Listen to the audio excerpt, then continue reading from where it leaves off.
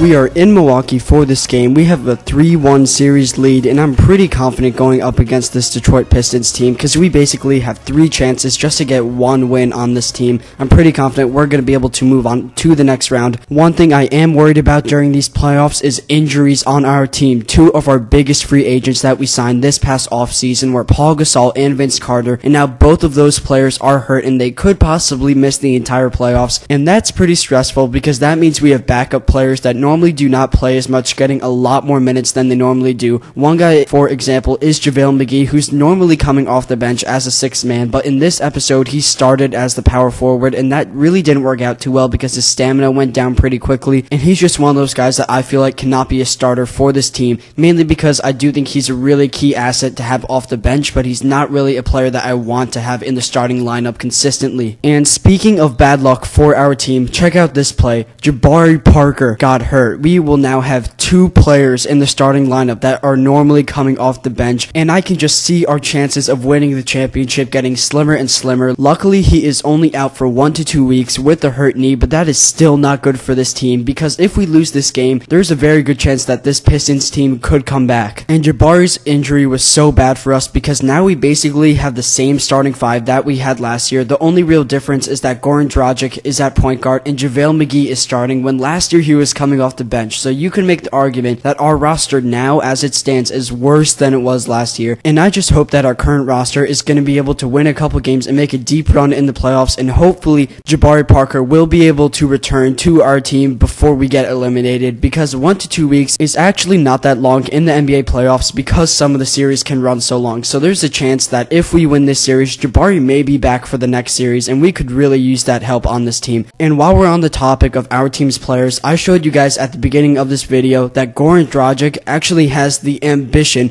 to not re-sign with us at the end of the season. He's looking to test free agency, and that is not good for this team because he's probably the biggest upgrade we've made thus far, and hopefully it will not be that much of a challenge to have him stick around for the next couple 3 seasons, because I would be willing to sign him to a 3 or 4 year deal just because he's young and he's a really nice player that I want to keep around. So enough about the players on this team, let's get into the actual gameplay. JaVale McGee is getting the ball down low after a nice pick and roll. Him him and Goran Dragic seem to work well together, but then again, Goran Dragic seems to pass well to every teammate. So now the Pistons have the ball. Josh Smith is in the post on Shane Battier. He will fade away to the left side and get that jumper to go. Shane Battier is not the best defender, and I think he recently announced his retirement in real life, and I'm happy for him. He did have a really nice career with the Heat. That's how I remember him the most, and I would not be surprised if he retired at the end of the season in this series. So Giannis Antetokounmpo just got blocked, and the Pistons are going to go on the break, and that's something that both teams seem to do in this game. So the game was pretty fast-paced, and a lot of my players got fatigued pretty quickly. So now Greg Monroe has the ball in the post. He's going to pass it out to Brandon Jennings for 3, and the Pistons have opened up a 15-point lead, but after that score, they are slacking off on defense. Shane Battier is wide open for the corner 3, and he is a corner 3 specialist. He will knock that down 9 times out of 10. Now Brandon Jennings is trying to cross over Brandon Knight. He cannot get any room, so he's just going to throw up a floater, and Greg Monroe slams it down. Larry Sanders falling asleep on D that play. Now Antetokounmpo's in the post. He will pump fake and get off that contested shot, and Giannis was a really key player in this game, especially since Jabari Parker got hurt. He really had to step up, and he definitely delivered. But the Greek Freak was not our main go-to guy. It was Brandon Knight this game. He was knocking down everything he took. He's making fast break 3-pointers, and this is just the start. He makes so many great plays in this game. Now the Bucks have their secondary unit out, which is a lot of our guys that normally do not play, but despite that, the bench unit did pretty good. You saw Norris Cole getting that finger roll at the hoop, and now Charlie Villanueva is passing it to Greg Monroe. They do a little handoff, and Villanueva will knock down that shot. Now Chauncey Billups has the ball. He's trying to cross over Norris Cole. He's going to step back and shoot it with the shot clock winding down, and the Pistons are now up by 7 points. For some reason, Billups is in the post. Brandon Knight plays good D on him, and with 6 seconds left, we're going to try to get a last-second shot off. Norris Cole is going to try to run the break. He's going to find Brandon Knight open for 3, literally 3 steps behind the 3-point line. He gets it to go, and that was a great way to finish out the first half of this game. We go into the second half only down by 4 points, and Brandon Knight has 14 points in this game, and he's just playing phenomenally. We're going to keep giving him the ball all we can, and starting off this second half, Goran Dragic is going to run to the right side with the ball. He's going to find himself open on the wing. He will miss that shot, but look at Larry Sanders on the boards, getting the and one after a great box out. So we start off the second half strong. The game is tied at 60, and we're only in the third quarter, but look at Josh Smith. He is killing us with these alley-oops. Sometimes in this game, when a player does an alley-oop, there's no stopping him. And now Josh Smith is posterizing Brandon Knight, getting a 3-point play, and we should be playing far better defense on this guy, especially after that alley-oop. One smart decision I made in the second half of this game was putting Giannis Antetokounmpo at shooting guard, because that means that a lot of smaller defenders were playing defense on him, so he could just post up on them and take advantage of that height mismatch. So the Bucks have taken a 1-point lead in this game. Giannis is running the break, increasing that lead to 3 points, and there is under 4 minutes left in the third quarter. Norris Cole is getting a pick by Larry Sanders. He will pass it out to Giannis for 3, and he is doing everything on offense now. It's great to see that when Brandon Knight steps onto the bench, Giannis is taking over, and now Norris Cole is making 3s on the wing, and we just start taking over with our 3-pointers. Now the Pistons have the ball down by 5 points, and they're starting to let this game slip away from them. Chauncey Billups is making a shot at the top of the key to decrease our lead to 3 points. We are maintaining that 3-point lead, and Chauncey Billups is throwing up an alley-oop to Josh Smith. We can just not stop this guy in this game. I'm pretty sure he ended up being the leading scorer for the Pistons. And finally, Goran Dragic is getting in on the 3-pointers. Ever since his debut game, I haven't been able to play as well with him, and now JaVale McGee is dunking it, getting our crowd pumped, and we have the biggest lead we've had all game with a 7-point lead. But Larry Sanders is losing the ball in the post. Contavious Caldwell-Pope is running the break, and he gets that layup to go with 2 guys in his face. We are now starting the fourth quarter with Brandon Knight getting a pick from Larry Sanders. They've been doing this since day one, and Brandon Knight getting a dunk at the hoop. Urepko should have came up and helped out on D, but he did not. Now Brandon Knight is getting a steal on the other end. I'm looking for a guy to pass to. No one's open, so Brandon Knight's just going to take it himself and get that left-handed layup at the hoop. The Bucks have opened up their biggest lead of the game, and since Brandon Knight is playing so well, we're going to run a play for him. Larry Sanders setting a pick, leaving him open for 3 with Greg Monroe in his face, and he knocks it down. We now have a 6-point lead. JaVale McGee is driving in. He's going to kick it out to Brandon Knight for another 3, and Brandon Knight is playing amazing. We now have a 9-point lead. Contavious Caldwell-Pope will miss that floater. Goran Dragic gets the rebound, and we're on the break with Brandon Knight. He's going to lob it up to the Greek Freak for the slam.